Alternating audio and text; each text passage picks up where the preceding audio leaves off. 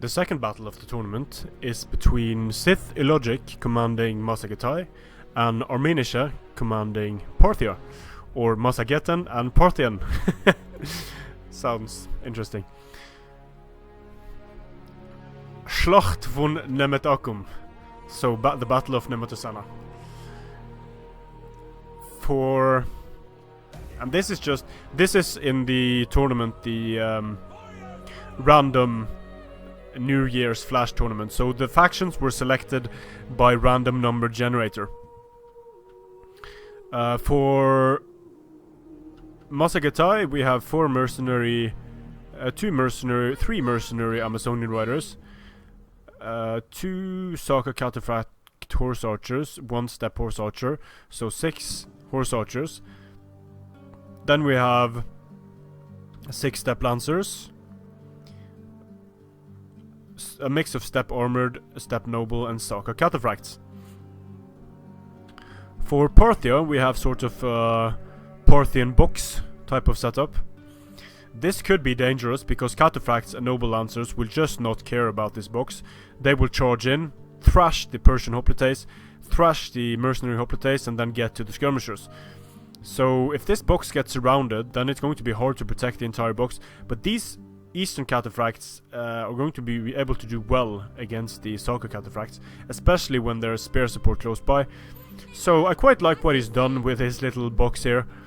It's going to be super vulnerable to getting surrounded, so if I was Massagetae here, I would just move up, start surrounding, ignore the cavalry at the back, and then just get the skirmishers out of the way, because when the skirmishers are out of the way, Parthia has absolutely nothing to respond to the horse skirmishers with. And then these cataphracts aren't really going to help, so I think priority number 1 should just be to remove these skirmishers off the field. And for that, Massagetae needs to move up its forces. Because the way Massagetae is using its forces now, then it's not really going to be able to skirmish effectively, because there are going to be slingers covering all angles. So it looks like Massagetae is walking up, or is it? Yeah, Massagetae is walking.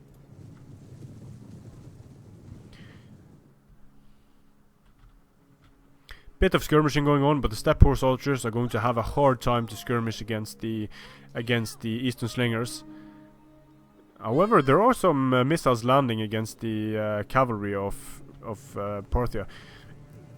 A good tactic to use here could be to move the Amazonian riders in and out of range of the slingers, bait missile fire, just keep showering the noble blood cavalry because they will go down. So let's see if they manage to get some shots in.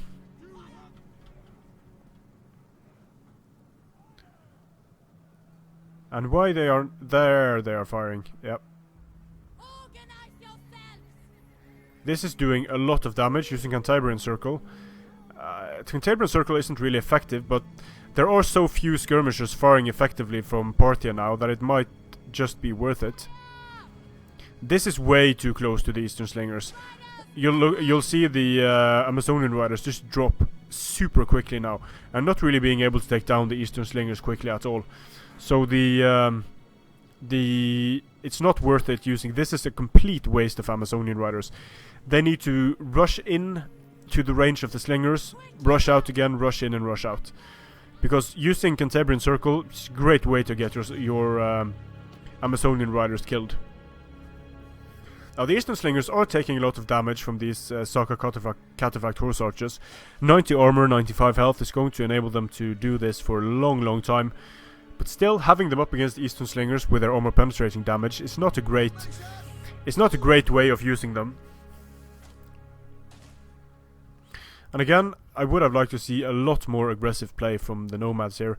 Just getting 1 unit through the hoplite wall could be enough to rout all the skirmishers, and then it would have been a GG for Massagetae. So wasting arrows like this on Eastern slingers, it's not really worth it. And look at the Amazonian riders getting 1 kill and routing off the field. Over here, 8 kills, 7 kills, 50 kills, 1 kill.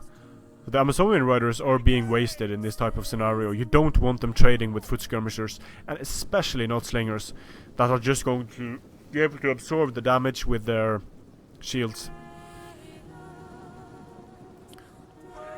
These slingers have killed a lot of Amazonian riders. Focusing on the cavalry instead and letting the cavalry deal with the slingers, I think would have been a much better idea. Because the cavalry either has to deploy outside like this, has to deploy behind or inside the box. If the cavalry deploys inside the box, then there isn't any room for the skirmishers to fire effectively. So then it could have been a good idea to just fire at both the skirmishers and the cavalry at once to get the most out of the ammunition. Because you don't have a lot of ammunition as the horse archers. You only have the 15 ammunition and you really have to make it count. The slingers can do this all day with their 25 ammunition. But what they cannot do is skirmish against the unit that moves in and out of the range. The problem is that these step horse archers, they move too close and then they try to move back out. So they're getting shot in the back while they're moving out the entire time and losing 20 men for it.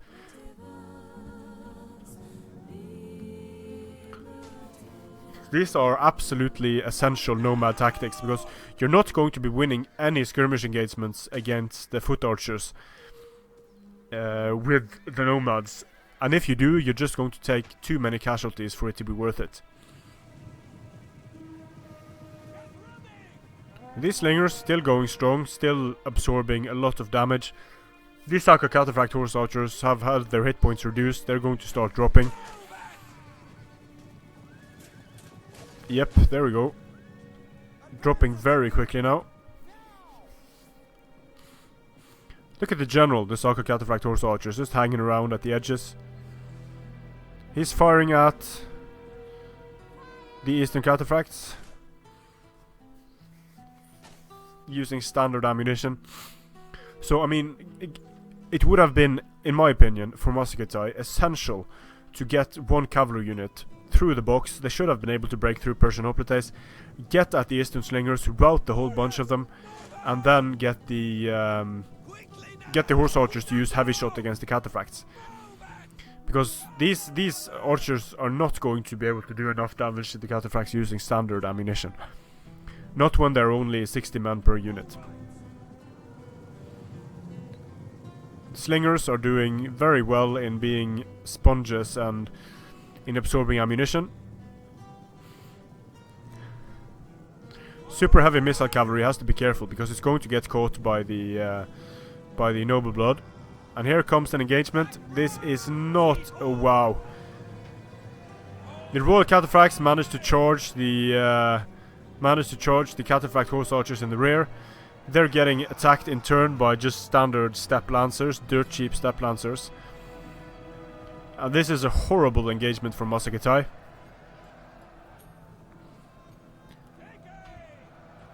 But Parthia isn't really responding by sending its spears up. So these Cataphract units are getting surrounded and are getting slammed. Just a train of step armored lancers coming in one after the other to take care of the Cataphracts. And these are a lot of charge bonuses coming up against the Eastern Cataphracts there. But now the spears are moving into support. Eastern spears with 3 bronze chevrons. They're going to do massive damage in this blob. Slingers firing indiscriminately into the blob should do a lot of damage as well. And these non-armored, well, they are step armored lancers, but they only have 35 armor. Wow, that is horrible. They cannot stand in a prolonged melee and trade with cataphracts. And when there are hoplites rushing in, it's going to be a GG.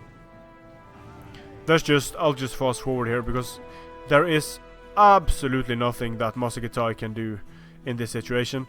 The skirmishers of Parthia still alive, still killing horses. In this blob, the Persian units, the Parthian units, are going to do well.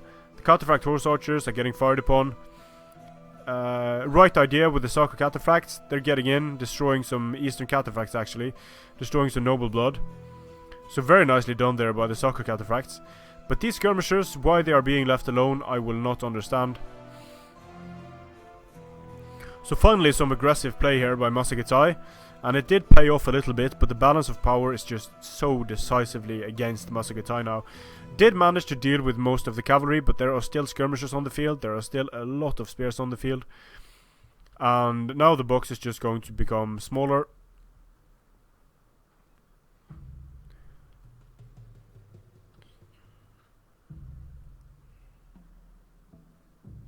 Wonder if these guys have ammunition left. Let's see if they have their swords out or their slings out. It doesn't look like they have their swords out, so there might be some ammunition left for these slinger units. The Parthian general is dead, so it might be possible to break this. Because the Persian hoplites are not disciplined. So we might see a Parthian chain route if... Yeah, we might actually do that if the rear charges start happening, but not pulling out the men in time. Okay. Is the chain route real? Oh shit.